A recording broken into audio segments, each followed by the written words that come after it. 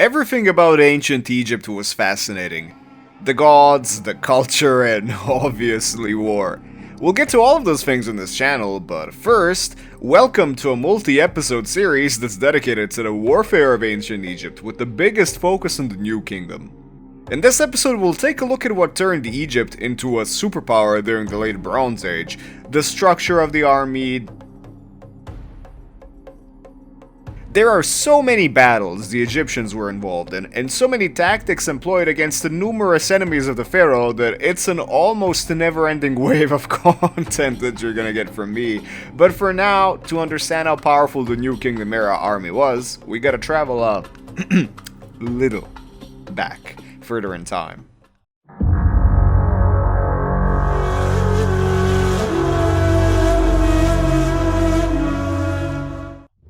During most of the Old, Middle, and Intermediate periods, the battles were mainly fought to establish full control over Egypt, or against the neighboring Libyans, or to conquer the resource-rich lands of Nubia to the south. If you're lucky, maybe a little field trip into southern Canaan. The Old Kingdom was primarily draft-based. Soldiers of the time were locally recruited by the Khariatep, the local administrator of every division in Egypt. They had little, if any, training, and they were given basically no protection outside of a stiffened linen loincloth known as a shenty and a wooden rawhide shield. The melee weapons were simple copper spears, stone clubs, copper daggers. They could kind of easily break, let's be honest here. Javelins were also used. There is, like, in the early period, not really a big distinction between the regular spear and the javelin, but, you know, it was versatile for both throwing and melee. Range combat was primarily done with, at first, horned bows and then self-bows, which, at the time, didn't really have the best range or accuracy. Slings were also very numerous, because, hey, come on, rocks are dirt cheap. Funnily enough, there's evidence of throwing sticks being used for combat. They were very popular for bird hunting, but apparently, some infantry threw them before the charge, even in the times of the New Kingdom. Who would have thought that a piece of wood, if it can kill a bird, it can probably somehow kill a human? I don't know. In the Middle Kingdom, we have evidence of a military hierarchy and a standing army besides a drafted one, where every 1 man in 100 would be called upon to serve. There's also an increase in the usage of Nubian mercenaries known as the Medjay, who were excellent archers and aggressive all-purpose light infantry. The enemies of Egypt were pretty much equally lightly armed and armored for the most part, so there wasn't a need for any major military innovation. If it ain't broke, don't fix it, basically. Egypt enjoyed great economic prosperity during this time, and relative peace, but everything changed when the Hyksos attacked. A group of Canaanites from the east, whose rulers were known as the Hyksos Hassut, had slowly been encroaching in greater numbers across the eastern border of Egypt into the delta over the years. Eventually, they took over a large part of Lower Egypt. They even conquered Mennefer, or Memphis, the ancient capital. Some Egyptians remained in their homes, some fled south to Waset, or Thebes, where they would still pay tribute to the Hyksos, but from here, resistance and reconquest would eventually happen.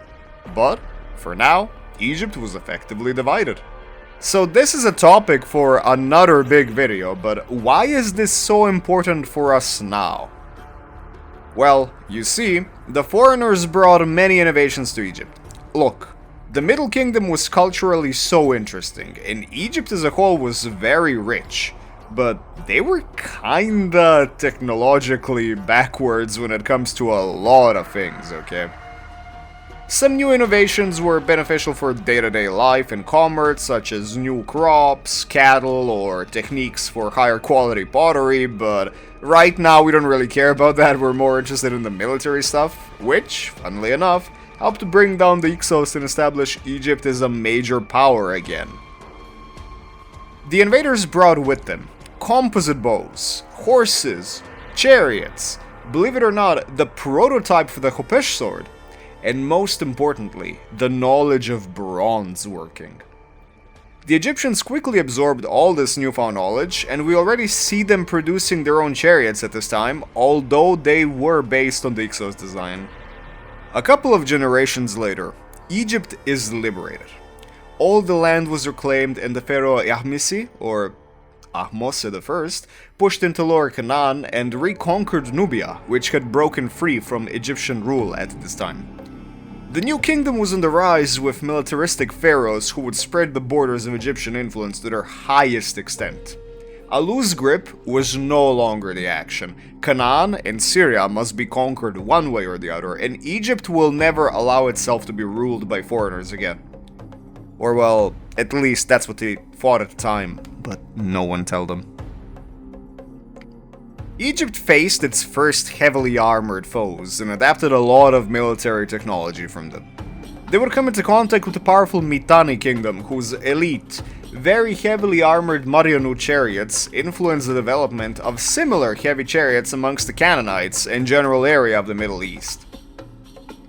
The Egyptians adapted at first by armoring their chariot archers on very heavy scales, and eventually the chariot would get a six-spoked wheel, have a lighter design which focused on speed and maneuverability, and the armor would be lighter and still protective.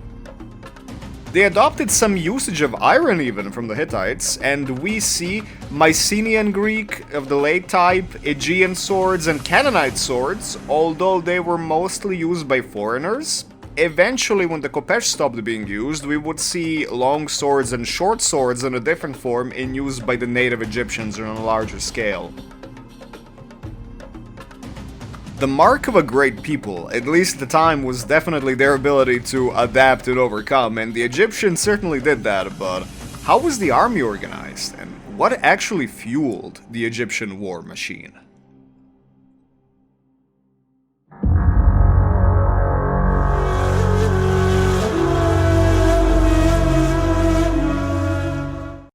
Egypt was extremely hierarchical, and it was a bureaucracy machine. Here's a simplification of the command chain structure during the New Kingdom, and listen, there are a lot more specific ranks. Although we have some conflicting sources about that, we also have military scribes of different positions that were in charge of administrative duties. At the bottom, we have the lowest ranking officers, who were in charge of 50 men, and they reported to superior officers in charge of 250 men. They reported to captains, and the captains reported to troop commanders. Next in line were the troop overseers, who overlooked the garrisons, and they were subservient to fortification overseers.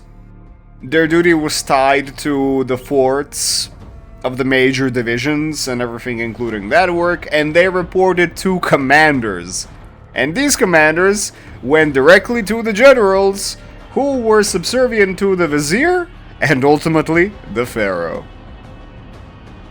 The second most powerful figure in Egypt was the Jat, the vizier, who supervised all the administrative duties and acted as the supreme judge and made sure that the pharaoh's will was done at any cost. Later in the New Kingdom, we can see two viziers, one for Upper and one for Lower Egypt. And on top of the pyramid, we have the pharaoh, wielding unlimited power as the head of the state through both army, government, and resource control. Pharaohs of the 18th and 19th dynasty are frequently shown not only as the traditional sun god Re, but also as avatars of Mentu, the war god, and thus personifications of Egypt itself. Education for such a role began at a young age, and considering all the power and responsibilities a pharaoh had, you bet it was Pharaoh, taught by the pharaoh's most trusted advisors. After all, one must be a strong man in every way if the state of the land primarily depends upon you. Luckily, the vast majority of 18th and 19th dynasty rulers were pretty competent for the most part. Pharaohs would personally lead armies in the campaign, although sometimes they would appoint a very trusted close family member or high-ranking official instead. In the 18th dynasty, professional soldiery appears in Egypt as a distinct part of society. Instead of being looked down upon as the lowest of the low, being a soldier was actually a promising career path now, especially if one was lowborn. Nobles could enjoy higher positions from the get-go, and some pharaohs such as A or Ramses I had a military background. By the time of Ramses II, the army consisted of 4 divisions, with each being named after a particular god and stationed at an important city. The division of Ammon was in Wasat, Menefer for Ptah, Yunu, better known as Heliopolis, for Re, and during the reign of Ramses II, due to the major threat of the Hittites, a 4th division dedicated to Setech was established with its location in Per Ramses. These major divisions had 5,000 men. They were made up of smaller infantry units that had 250 troops. The divisions were self-sufficient as they all had their own chariots, archers, medics, logistic chains, and even priests. The division commanders were tasked with many duties such as training recruits or providing supplies. Now, when it comes to training, we don't have too much information on the specifics, but what we do know, they definitely wrestled and sparred each other as parts of the training, as we do have depictions of this. Fresh recruits in the Egyptian army were known as Nefru, and after reaching veterancy they would be called Menfit. We also find the term Nakhtua, which would kind of be translated as strong boys or strong arm boys. They were very aggressive close combat infantry. Soldiers were also well paid and provided for. Land grants, captives, and all the plunder they could have were as good incentive as any, but here's where things get spicy. The soldiers would cut off the right hand, or sausage of the dead enemy, and present them for rewards. There are many reliefs of the 18th and 19th dynasty, which show Egyptians presenting the hands of their enemies to the pharaoh, who would then give them beads of gold or highly decorated weapons. It was also rewarded for ultimate bravery shown in battle, and this was known as the Gold of Honor. Military service ended up being hereditary, and many new warrior colonies popped up. Forced conscription was not abandoned, however, and by the time of Ramses, it would even be 1 in 10 men of every local community. It's said that at one point, he could command up to 100,000 men under his banner. Considering the amount of population Egypt could support at the time, some estimates are going up to 3 or 4 million even, the number doesn't sound exactly like propaganda when you take that into consideration. Large numbers of massed infantry was what always separated Egypt from the other great powers in the area, who were primarily chariot-centered with supporting infantry.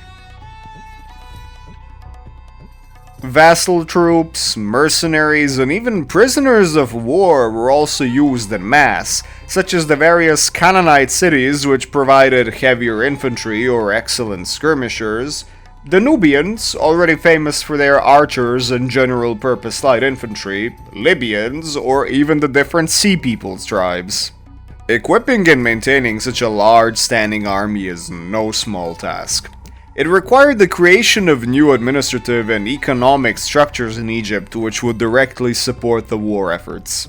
There were overseers for every possible thing, from producing ore to smelting bronze to mass-producing weapons, various workshops for bows, chariots, and shields, and even the ships for the navy and Menefer. No chariot could function without horses, obviously, so the Egyptians not only captured horses in battle, but also demanded them as tribute from their vassals.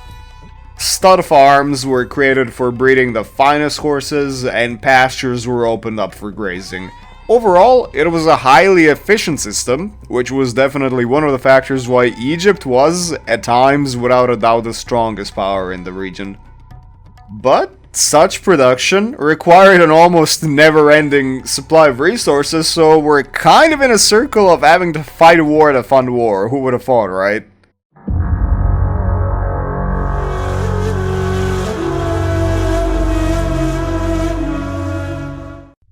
So, there you have it. We've seen what actually caused Egypt to militarily evolve, we've seen what fueled the war machine and the structure of the war machine itself.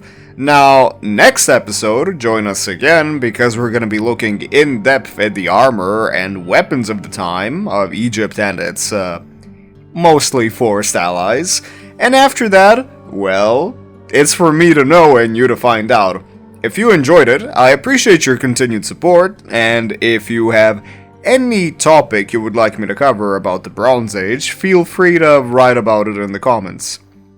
Until the next time...